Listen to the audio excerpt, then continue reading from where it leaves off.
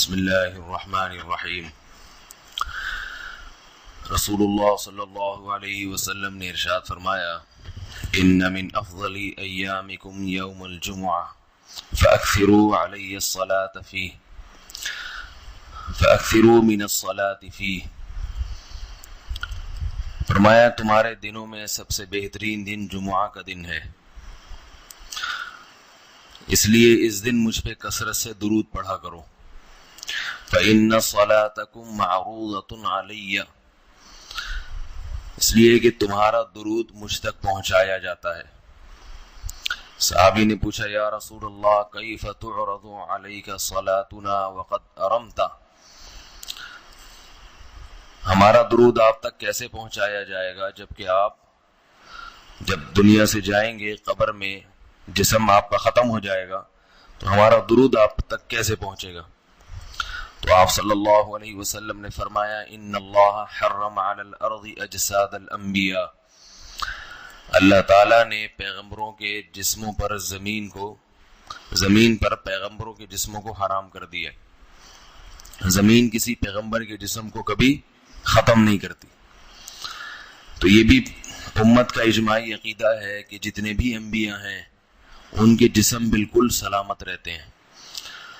شہداء میں تو یہ بہت زیادہ مشاہدہ ہوتا ہے، بہت سارے شہداء کے جسم سلامت رہتے ہیں۔ تو ایک اور حدیث میں آپ صلی اللہ علیہ وسلم نے فرمایا، من صلی علیہ صلاۃ صلی اللہ بہا عشرہ، جس نے مجھ پر ایک دفعہ درود بھیجا۔ درود کہتے ہیں نبی صلی اللہ علیہ وسلم کے لیے اللہ تعالیٰ سے خصوصی رحمت کی دعا کرنا۔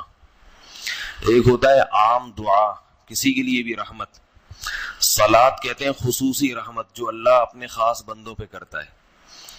اس لیے صلات کا جو لفظ ہے نا، یہ درود اور صلات یہ پیغمبر کے علاوہ کسی کے لیے جائز نہیں ہے، کیونکہ یہ صلات خاص کس کے خاصہ ہے؟ یہ پیغمبروں کا۔ اس لیے ہم اللہم صلی علی محمد تو کہہ سکتے ہیں، لیکن یوں نہیں کہہ سکتے اللہم صلی علی فلان۔ تو وہ صلی جو ہے نا، صلات، یہ خاص قسم کی رحمتیں ہوتی ہیں جو اللہ پیغمبروں پر بھیجتے ہیں۔ تبھی قرآن میں آتا ہے اولئک علیہم صلوات من ربہم ورحمہ، کہ جو لوگ صبر کرتے ہیں ان پر اللہ کی خصوصی رحمتیں بھی ہیں اور رحمت بھی ہے۔ تو پتہ چلا صلات اور رحمت میں فرق ہے۔ صلات اعلیٰ قسم کی رحمتوں کو کہتے ہیں۔ تو آپ صلی اللہ علیہ وسلم نے فرمایا، جس نے میرے لیے ایک مرتبہ رحمت کی دعا کی، درود شریف پڑھا میرے لیے، تو اللہ اس پر 10 رحمتیں بھیجتے ہیں۔ اور جمعہ کے دن زیادہ فضیلت ہے درود شریف پڑھنے کی۔ البتہ یہ جو جمعہ کے دن میں حدیث مشہور ہے کہ 80 سال کے گناہ معاف ہوتے ہیں جمعہ کے دن درود پڑھنے سے، یہ حدیث سند کے لحاظ سے کمزور ہے۔ لیکن یہ جو میں نے حدیث پڑھی کہ جمعہ کا دن سب سے بہتر دن ہے، فَأَكْثِرُوا عَلَيَّ مِنَ الصَّلَاةِ فِيهِ، لہذا اس دن مجھ پہ کثرت سے درود پڑھا کرو، یہ بالکل صحیح حدیث ہے۔ تو جمعہ کے دن درود شریف کی اضافی فضیلت ہے۔ آج چونکہ جمعہ کا دن ہے تو اس لیے میں نے کہا کہ اس بارے میں تھوڑی سی بات کروں۔ ایک اور حدیث میں آتا ہے، رسول اللہ صلی اللہ علیہ وسلم نے فرمایا، لا تجعلوا قبری عیدا وصلوا علی فإن صلاتکم تبلغنی حیث کنتم، فرمایا میری قبر کو عیدگاہ نہ بناؤ۔ جیسے میلوں کی جگہ ہوتی ہے نا، میلے ٹھیلے، عید پہ جب سب لوگ جمع ہو کے خوشیاں مناتے ہیں، تو جیسے مزاروں پہ ہوتا ہے نا، قوالیاں ہو رہی ہیں اور یہ میلے ٹھیلے ہو رہے ہیں، آج کل دیکھا ہے۔ تو پہلے زمانے میں بھی جب کوئی نیک آدمی دنیا سے جاتا تھا تو لوگ اس کی قبر پہ دھرنے مار کے بیٹھ جاتے تھے، اور وہ مجاور اور یہ سب جو ہمارے یہاں ہوتا ہے۔ تو آپ صلی اللہ علیہ وسلم نے منع کیا کہ میری قبر کے ساتھ یہ کچھ مت کرو، البتہ مجھ پہ درود پڑھا کرو، اور فرمایا کہ تم جہاں سے بھی درود پڑھو گے یہ مجھ تک پہنچے گا۔ ایک اور حدیث میں رسول اللہ صلی اللہ علیہ وسلم نے فرمایا، ما من احد يسلم علی الا رد اللہ علی روحی فارد علیہ، کہ جب بھی کوئی مجھ پر سلام بھیجتا ہے اللہ میری روح کو میرے جسم میں لوٹاتے ہیں اور میں اس کے سلام کا جواب دیتا ہوں۔ اب یہ کیسے ہوتا ہے؟ چونکہ یہ برزخی زندگی میں ہے، لہذا اس کی کیفیات میں اور گہرائی میں جانے کی اجازت نہیں ہے۔ جیسے اللہ بہتر سمجھتے ہیں یہ ہوتا ہے، اس کی حقیقت کا ہمیں علم پوری طرح نہیں ہے، برزخی زندگی ہے۔ اور حدیث میں آتا ہے رسول اللہ صلی اللہ علیہ وسلم نے فرمایا کہ رغم انف رجل ذکرت عنده فلم يصلی علی، اس شخص کی ناک خاک آلودہ ہو جائے جس کے سامنے میرا نام لیا جائے، میرا تذکرہ ہو اور وہ مجھ پہ درود نہ پڑے۔ ایک اور حدیث میں آپ صلی اللہ علیہ وسلم نے فرمایا البخیل من ذکرت عنده فلم يصلی علی، وہ شخص کنجوس ہے، بخیل ہے، جس کے سامنے میرا نام آئے اور مجھ پہ درود نہ پڑے۔ یعنی اتنی بڑی شخصیت اور اتنے بڑے محسن اعظم کا تذکرہ آ رہا ہے اور اس کی زبان سے دعا بھی نہیں نکلتی، تو اس سے بڑا کنجوس دنیا میں کون ہو سکتا ہے۔ ایک اور حدیث میں آپ صلی اللہ علیہ وسلم نے ایک شخص کو دعا مانگتے ہوئے دیکھا جس نے درود شریف پڑھے بغیر دعا شروع کر دی، تو آپ صلی اللہ علیہ وسلم نے فرمایا اس نے دعا میں جلدی کی ہے۔ پھر فرمایا تم میں سے جب کسی شخص کو دعا مانگنی ہو تو پہلے اللہ کی حمد و ثنا پڑھے، پھر مجھ پر درود بھیجے۔ قرآن مجید میں بھی اللہ نے حکم دیا ان اللہ و ملائکتہ یصلون علی النبی، کہ اللہ اور اس کے فرشتے، اللہ بھی رحمت بھیجتے ہیں اور فرشتے بھی رحمت کی دعا کرتے ہیں۔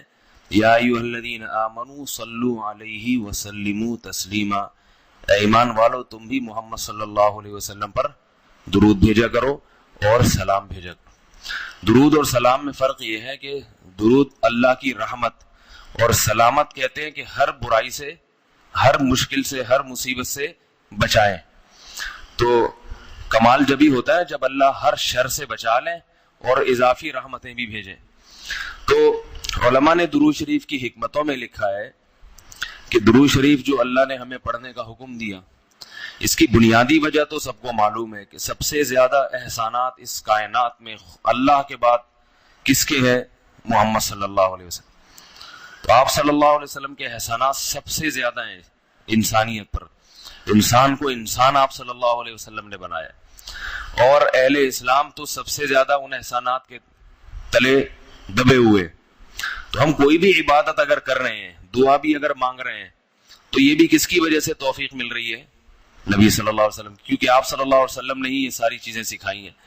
تو ہر کام میں حکم یہ ہے کہ بھئی جس کا احسان ہے، جس کی وجہ سے تمہیں یہ رہنمائی ملی، تو پہلے اس کا بھی تو کچھ خیال کرو، اس کا بھی جو ہے نا اللہ سے اس کے لیے دعا مانگو تاکہ تمہاری طرف سے بھی کچھ شکر ہو۔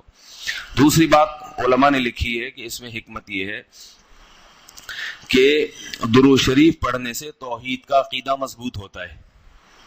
وہ توحید، درود شریف نبی سے دعا نہیں ہے بلکہ اللہ سے دعا ہے، کس کے لیے؟ نبی کے لیے۔ تو پتہ یہ چلا کہ نبی پر بھی اللہ کی رحمتیں ہوں گی، اور دعا کون مانگ رہا ہے؟ ہم مانگ رہے ہیں۔ تو اس میں نبی سے مانگنے کا دروازہ بند کر دیا کہ نبی سے مانگنے کا اسلام میں کوئی تصور نہیں ہے، بلکہ نبی کے لیے بھی اللہ سے مانگا جائے گا۔ تو جب نبی کے لیے بھی اللہ سے مانگنے کا حکم ہے تو اپنے لیے نبی سے کیسے مانگنے کا حکم ہو گیا؟ سمجھ میں آ رہی ہے بات کہ نہیں آ رہی؟ یعنی نبی کے لیے بھی کس سے مانگنے کا حکم ہے؟ اللہ سے۔ تو اپنے لیے کس سے مانگیں گے؟ بطریق اولا ہم پھر اللہ سے مانگیں گے۔ تو اس سے عقیدہ توحید مضبوط ہوتا ہے۔ اور تیسری بات یہ کہ علماء نے لکھا ہے کہ جب درود شریف پڑھیں تو اس نظریے سے نہ پڑھیں کہ نبی ہماری دعا کے محتاج ہیں، نبی اللہ کی رحمت کے تو محتاج ہیں، یہ تو درود شریف سے پتہ چلتا ہے، لیکن اللہ کی وہ رحمت اس وقت بھی ہوتی اگر ہم یہ دعا نہ مانگتے۔ تو ہمیں اس لیے ہے کہ ہم بھی انگلی کٹا کے شہیدوں میں نام لکھوا لیں۔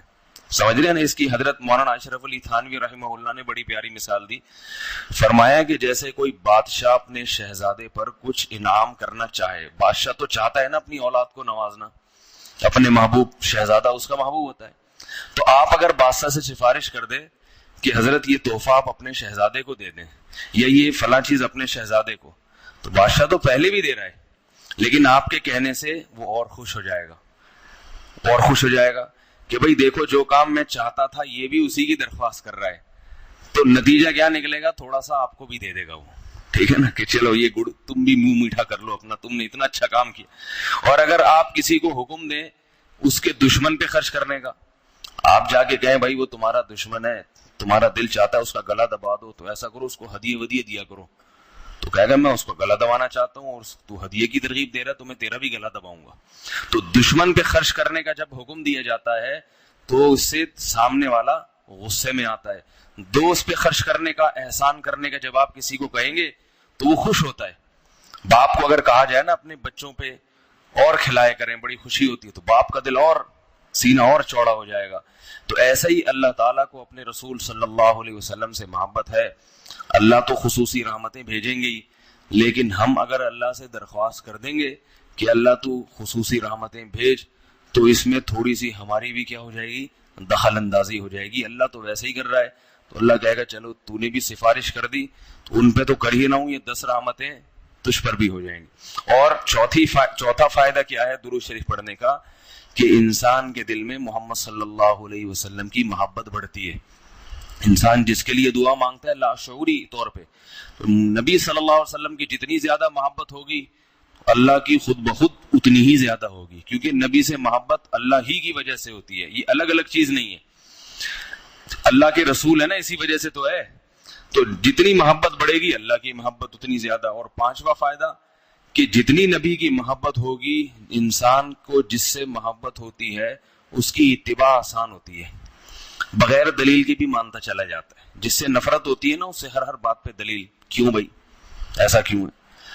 اور اگر محبت ہو تو وہ کوئی کام کا کہے تو سمجھ میں آئے نہ آئے, انسان کہتا ہے بس کر لو. صحابہ کرام کی محبت کے جو واقعات ہیں, حضرت انس رضی اللہ تعالی عنہ جب بھی کھانا پکتا تھا, اگر اس میں لوکی یا کدو پکتا تو کدو کے ٹکڑے تلاش کر کے کھاتے تھے. لوگوں نے پوچھا کیوں بھائی؟ فرماتے ہیں کہ میں نے رسول اللہ صلی اللہ علیہ وسلم کو دیکھا ہے کہ کدو شوق سے کھاتے تھے. تو نبی سے محبت تھی, کدو سے محبت ہو گئی. حالانکہ یہ شریعت کا حکم نہیں ہے لوکی اور کدو سے محبت کرو, یہ تو اپنی انسان کی اپنی رغبت ہوتی ہے, کسی کو کسی چیز سے, کسی کو کسی چیز سے. لیکن عشق کی انتہا ہوتی ہے تو انسان کو محبوب کی محبوب چیزوں سے بھی ہو جاتی ہے. تو ہمیں بھی اگر نبی صلی اللہ علیہ وسلم سے محبت ہوگی صلی اللہ علیہ وسلم, تو اگر کدو سے نہ بھی ہو تو کوئی اتنا مسئلہ نہیں ہے, لیکن فرائض واجبات سے تو ہو جائے گی نا, جو شریعت میں ضروری ہیں, جن کی آپ صلی اللہ علیہ وسلم نے بہت تاکید کی ہے, ان سے تو ہوگی نا کم از کم. محبت نہیں ہے تو ہر وقت بیٹھ کے لوچی کی تلاش, داڑھی تک نہیں رکھے گا. داڑھی کا سمجھاؤ تو کہ بھائی کیوں بھائی, پھر یہ سمجھاؤ کہ بھئی آپ صلی اللہ علیہ وسلم کے اخلاق ایسے تھے, نہیں میری سمجھ میں نہیں آتے, ایسے کیسے اخلاق بنائے جا سکتے ہیں خادموں کے ساتھ. تو محبت ہو جاتی ہے تو سارے کام آسان ہو جاتے ہیں. تو درود شریف پڑھنے کا ایک فائدہ یہ بھی ہے. تو اس لیے ہمت کر کے علماء نے جو ایک نصاب بتاتے ہیں نا, روزانہ 100 دفعہ صبح 100 دفعہ شام. ویسے تو سب سے بہتر درود ابراہیمی ہے جو نماز میں ہم پڑھتے ہیں, آپ صلی اللہ علیہ وسلم نے سکھایا ہے. یہ نہ ہو مشکل لگے تو اتنا کر لو صلی اللہ علیہ وسلم, صحیح ہے نا. یہ 100 دفعہ پڑھ لیں, کتنا ٹائم لگتا ہے اسے, صبح 100 دفعہ پڑھ لیا, 100 دفعہ شام کو پڑھ لیا. اور اگر پورا ہفتہ توفیق نہیں ملتی تو کم از کم جمعہ ہی کے دن پڑھ لے انسان. سمجھ رہے بات کو نہیں سمجھ رہے بھائی, مرحلہ نہیں آ رہی, جمعہ کا دن پڑھ لے انسان, اس میں زیادہ فضیلت ہے. اور یہ جو درود شریف ہے نا, یہ صلی اللہ علیہ وسلم پورا پڑھنا چاہیے. میں کل بھی بیان میں کہا تھا نا, ساشے آ رہے ہیں ہر چیز کے, تو جیسے سلام کے ساشے نا, سلام کرنا ہو نا, اتنی سی آواز آتی ہے بس. تو درود شریف بھی حضور صلی اللہ علیہ وسلم نے فرمایا. لوگ کیا کہتے ہیں, حضور صلی اللہ علیہ وسلم نے فرمایا. بھائی صلی اللہ علیہ وسلم بول دو پورا.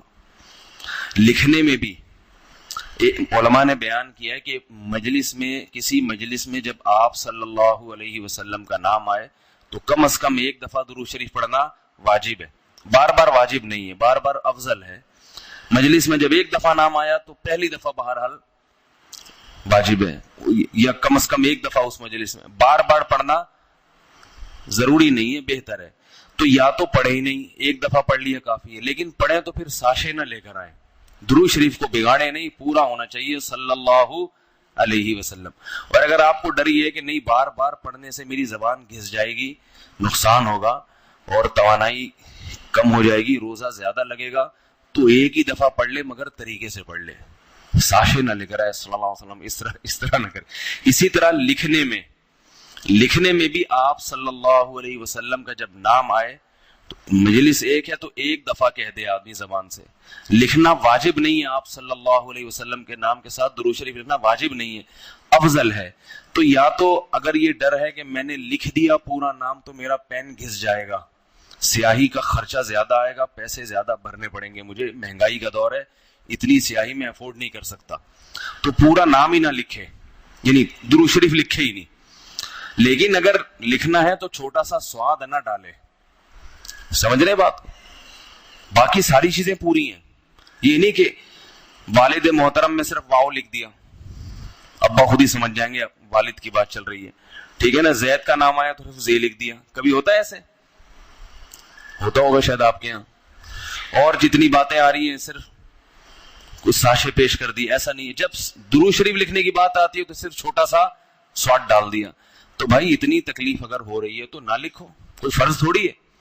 لیکن اگر لکھنا ہے تو احترام کا تقاضا کیا ہے, پورا نام لکھا جائے صلی اللہ علیہ وسلم. دیکھو حدیث کی اتنی بڑی بڑی کتابیں محدثین نے جو لکھی ہیں, کتنی بڑی بڑی کتابیں.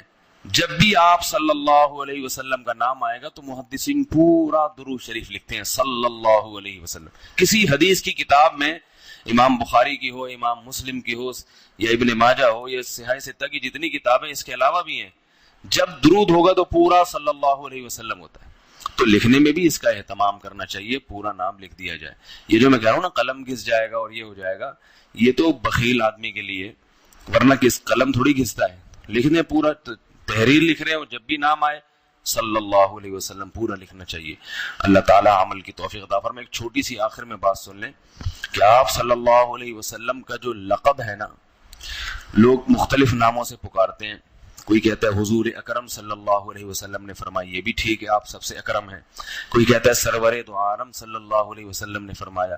کوئی کہتا ہے آ حضور صلی اللہ علیہ وسلم نے فرمایا. یہ سب ٹھیک ہے نام, لیکن سب سے بہترین جو نام آپ کے لیے ہے رسول اللہ صلی اللہ علیہ وسلم, کیونکہ اس سے بڑا لقب کوئی بھی نہیں ہے. رسول اللہ کا مطلب اللہ کے سفیر, تو یہ سب سے بڑا منصب ہے. اس لیے عام استعمال میں جو صحابہ کا بھی طریقہ تھا, نبی اللہ, صحابہ کیا کہتے تھے, نبی اللہ یا رسول اللہ. تو محدثین بھی جو لفظ آپ کے لیے استعمال کرتے ہیں رسول اللہ صلی اللہ علیہ وسلم یا نبی اللہ, تو عام استعمال میں یہ زیادہ بہتر ہے. وہ بھی ٹھیک ہے, سرور کائنات, حضور اکرم, شفیع المذنبین, سب صحیح ہیں. لیکن ہوتا ہے نا جب بہت سارے آپشن ہو تو انسان سیلیکٹ کرتا ہے سب سے بہترین کو. تو سب سے بہترین لفظ آپ کے لیے کیا ہے, رسول اللہ. یہ سب سے بہترین لفظ. اللہ تعالیٰ سمجھنے کی عمل کی توفیق عطا فرمائے. سبحان اللہ.